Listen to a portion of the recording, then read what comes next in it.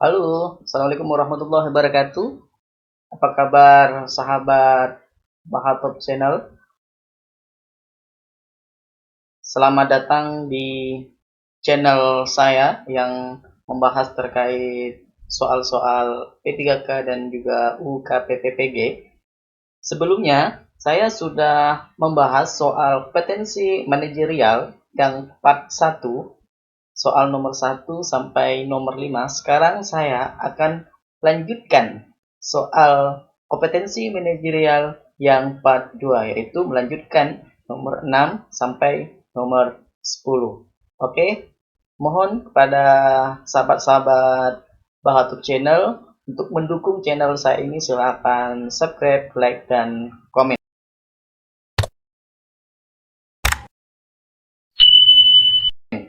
Oke, kita lanjut soal nomor 6.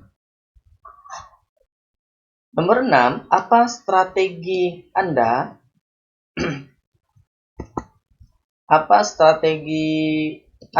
dalam memastikan bahwa tim Anda selalu mencapai target yang ditetapkan? Ini kalian teman-teman memastikan ya bahwa tim Anda itu selalu mencapai target yang ditetapkan. Nah, yang A, mengadakan rapat rutin untuk monitoring progres dan mengidentifikasi hambatan.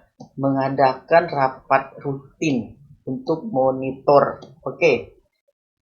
Mengadakan rapat rutin ini juga sangat penting. Kenapa? Untuk memastikan bahwa seluruh tim itu berada di jalur yang benar dan mengidentifikasi hambatan segera.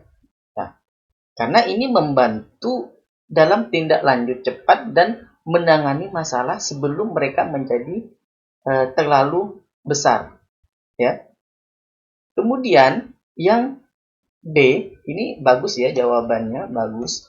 Yang B ini memberikan pelatihan ya dan sumber daya yang diperlukan untuk mendukung tim. Baik. Memberikan sumber daya yang diperlukan. Ini juga penting. Kenapa? Karena ini merupakan kunci untuk memastikan tim dapat bekerja secara efektif.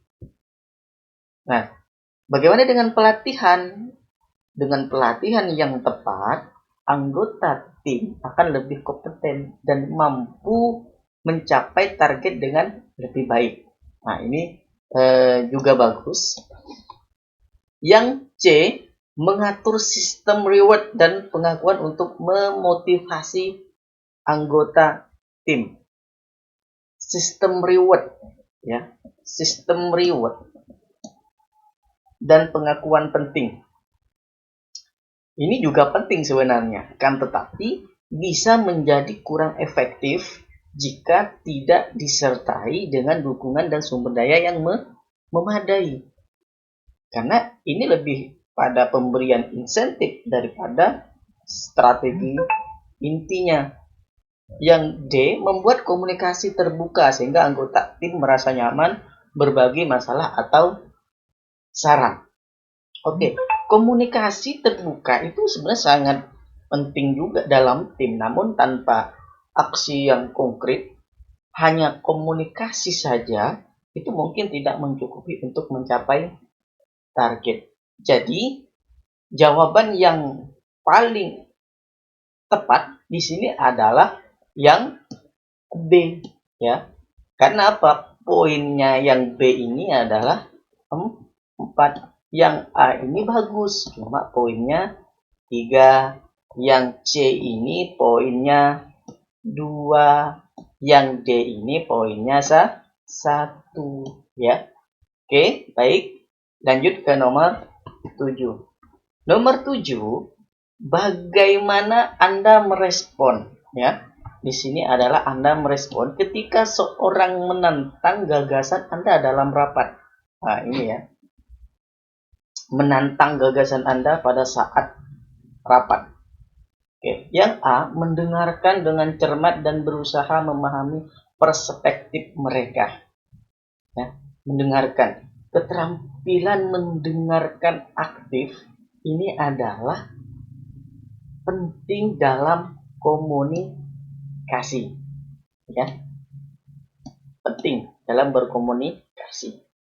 Dan memahami perspektif lain menunjukkan kematangan, kematangan profesional dan empati kita.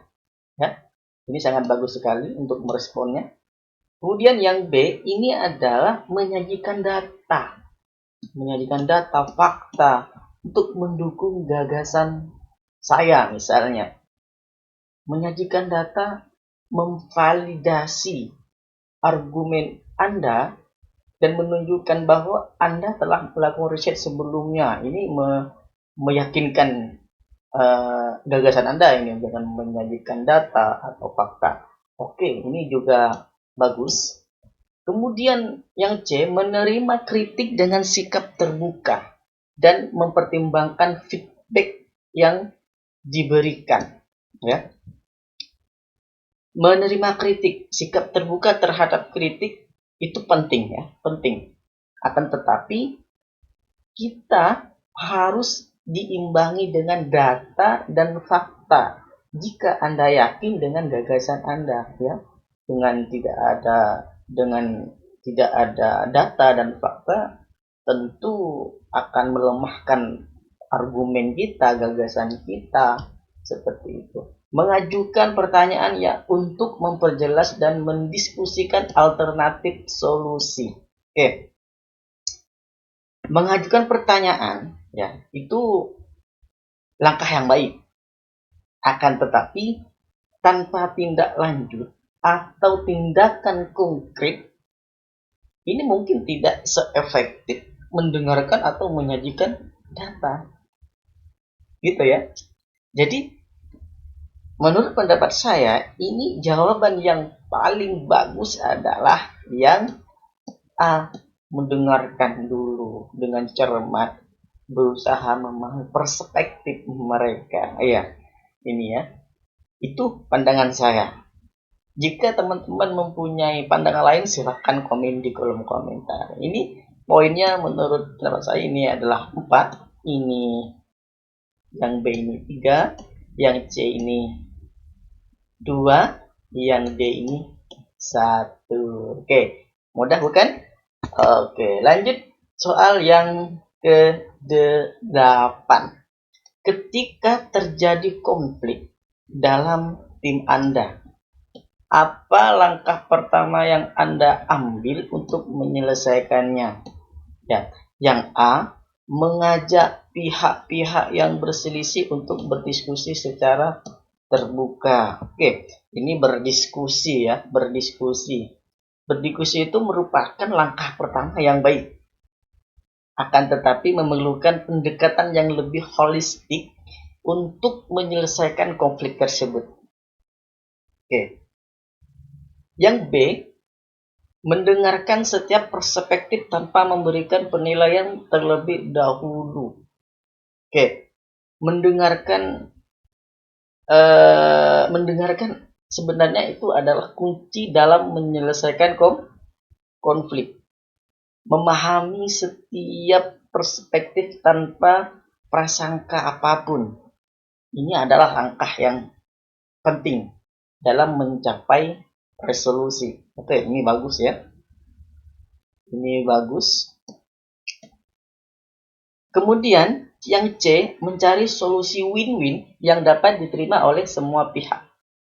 Mencari solusi yang menguntungkan semua pihak. Ya.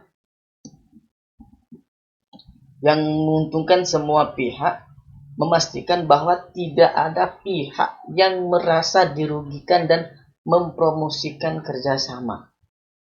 Ini bagus. Bagus. Yang D, menghadirkan mediator atau pihak ketiga jika diperlukan. Nah, ini kalau sudah ada kata jika, ini kurang baik dalam sebuah pilihan jawaban ya. Jadi ini kita lewati. Jadi menurut pandangan saya di sini adalah poin yang paling tinggi itu adalah mendengarkan. Ya, ini nilainya adalah 4, yang C ini nilainya 3, yang A ini nilainya 2, yang D ini nilainya 1. Semuanya bagus, tetapi ada yang paling bagus, ada yang poinnya lebih banyak. Oke, lanjut kita ke nomor 9. Nah, nomor 9 ini, bagaimana Anda merespon ya ketika diminta untuk mencapai target dalam jangka waktu yang sangat singkat. Ini kita disuruh merespon ketika kita diminta oleh pimpinan untuk mencapai target dalam waktu yang singkat. Bagaimana respon kita? Yang A, menilai sumber daya yang ada dan mengatur prioritas tugas dengan jelas. Oke. Menilai sumber daya dan mengatur prioritas adalah langkah awal yang memang ini penting dalam menangani permintaan mendesak. Oke, ini bagus. Ya, bagus. Yang B, mengkomunikasikan tantangan dan kebutuhan tambahan ke atasan atau pemangku kepentingan. Ya, kembali lagi tadi adalah masalah komunikasi. Komunikasi ini penting ya, apalagi komunikasi dengan pemangku kepentingan adalah ini menjadi kunci ya, membuat mereka sadar akan tantangan dan kebutuhan dapat memastikan dukungan tambahan atau penyesuaian ekspektasi ya. Jikalau tantangan itu tidak mungkin diselesaikan dengan waktu dekat, apa salahnya kita komunikasikan dulu bagaimana solusinya dengan target yang memang tidak mudah diselesaikan dengan waktu singkat. Kita komunikasikan bagaimana solusinya, itu ya. Kemudian yang C, melibatkan seluruh tim untuk mencapai resolusi kreatif dan efisien. Nah, melibatkan seluruh tim, kolaborasi tim ini bisa menghasilkan solusi kreatif. Akan tetapi tanpa sumber daya yang memadai tadi atau dukungan dari atasan, upaya apapun ini mungkin kurang efektif ya. Ini kita lewati. Yang D, memastikan bahwa tim memahami urgensi dan pentingnya target tersebut. Meskipun penting untuk memastikan tim memahami target yang urgent ya, target yang urgent tanpa tindakan konkret lainnya ya, ini mungkin juga tidak cukup untuk mencapai suatu target ya. Jadi jawabannya yang paling tepat adalah yang apa?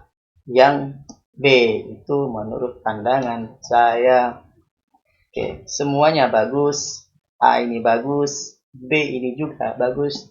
Tapi yang paling tinggi nilainya yang B, yang A ini 3, yang C ini 2, yang D ini 1. Oke, soal yang nomor 10. Baik. Apa yang Anda lakukan saat menemukan anggota tim ya?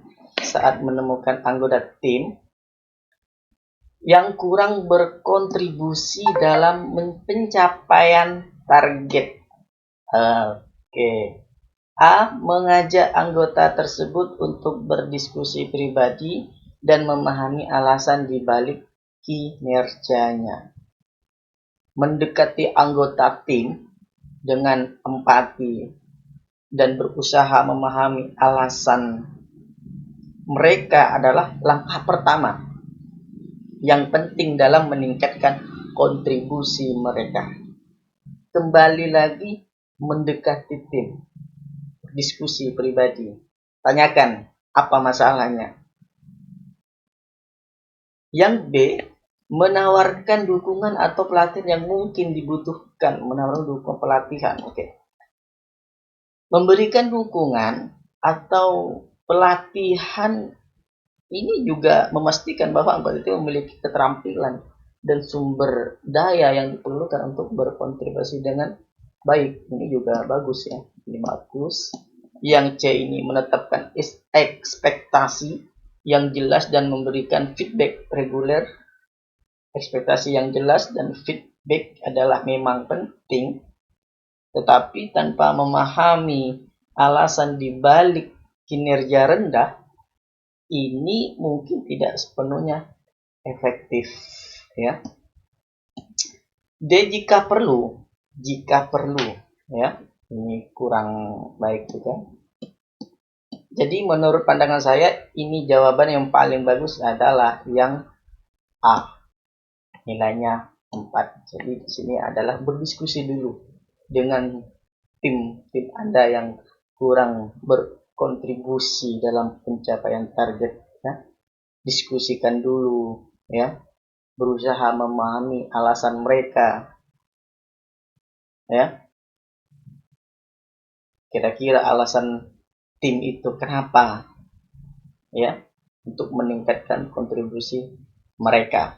Oke, baik. Ini soal manajerial yang part 2, soal nomor 6 sampai nomor 10, ya.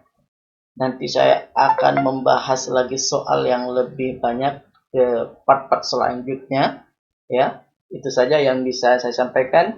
Mohon maaf. Assalamualaikum warahmatullahi wabarakatuh.